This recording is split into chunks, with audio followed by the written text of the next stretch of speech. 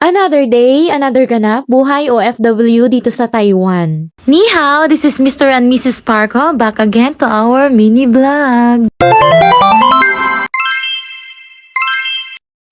For today's ganap, gagala na naman tayo. Syempre, pag ganitong nag-aayos ako, alam nyo na, may gala na naman tayo. So, sa mga oras na to, tulog pa yung asawa ko. Nauna lang akong nagising dahil alam nyo na kapag girls, marami pang ritual na gagawin sa katawan. O, Pak, sino ka dyan? Ganda-gandahan ka na naman, te? Oh, may pag-flex pa ng kilikili, pero in fairness, maputi ang kilikili ko kahit paputian pa tayo, oh.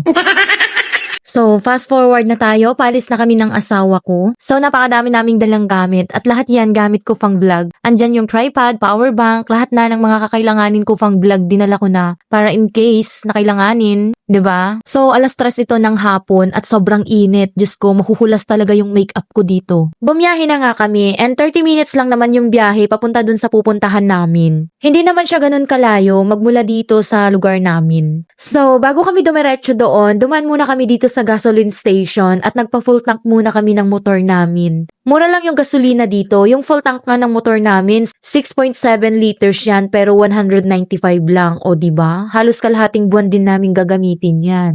Kaya kahit saan ka pumunta dito sa Taiwan, hindi ka mamamahalan sa gasolina. Kaya palagi kaming gumagala, malayo man yan o malapit dahil nga hindi naman masyadong mahal yung gasolina nila dito. Katulad nitong pinuntahan namin ngayon, kahit festival naman ito ngayon, dito sa may Hsinchu. So 3 days lang yung itatagal nito at sakto naman tumapat siya sa rest day namin kaya nakapunta kami. So ito yung pinakaharap ng event kung saan nakaupo yung mga tao. Maya-maya may magpe-perform dyan na magpapalipad ng saranggola. Kami naman ang asawa ko, naglakad kami papunta dun sa may likod dahil nga magpapalipad kami ng drone. So dito sa may bungad, sa may madaming tao, hindi pwedeng magpalipad ng drone. Kaya pumunta kami dun sa may malapit sa pantalan at dun nga pwedeng magpalipad. At Diyos ko, tirik na yung araw, napakainit, wala pa naman kaming dalang payong. Late ko na na-realize nung nandito na ako. Wala na akong choice kundi enjoyin na lang yung init.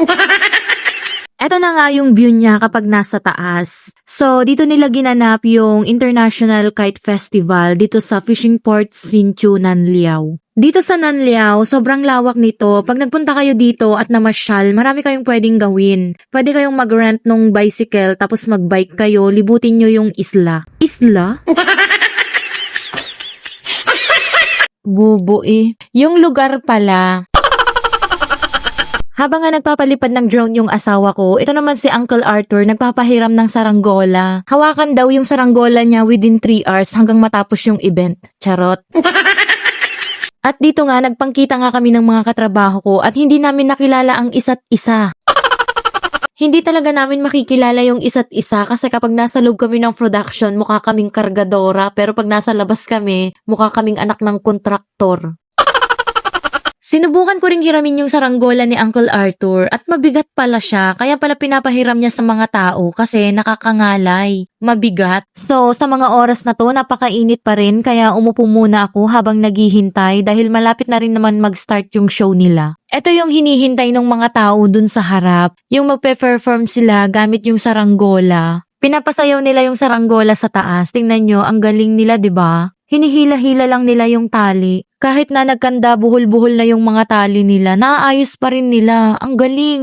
Grabe, amaze na amaze talaga kami sa kanila. Grabe yung talent nila. Meron pang tugtog yan at sumasabay talaga sila sa beat nung kanta. So, worth it din naman talaga yung pagpunta namin dito kahit nababad kami sa init. Kung ganito yung makikita ng mga mata mo, grabe. Ang galing, sobrang galing nila. So, every year namang may pa-event yung Taiwan na ganito. So, iba-iba yung pa-event nila. Katulad ng sun sculpture na pinuntahan namin nung nakaraang buwan. Sobrang amazed na amazed din ako sa mga artist doon, sobrang galing. Nung nagsabog si Lord ng mga talent, sinalo nila lahat. Kaya napaisip tuloy ako, asan kaya ako noon nung nagsabog si Lord ng talent?